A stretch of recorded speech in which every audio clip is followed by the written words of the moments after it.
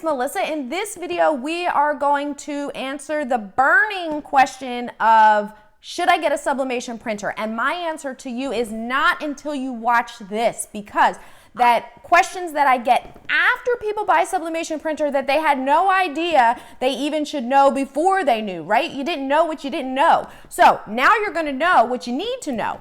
All right, so first things first, do not buy a sublimation printer until you know these things.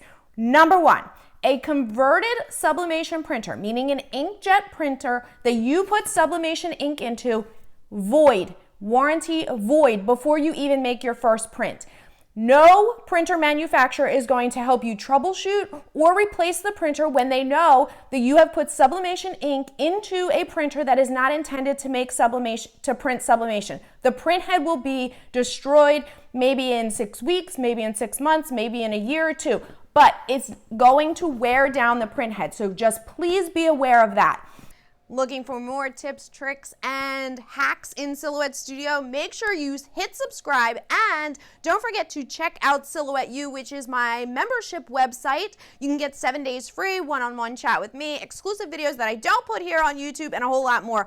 Not into that? That's all right. I got the free blog too at silhouetteschoolblog.com.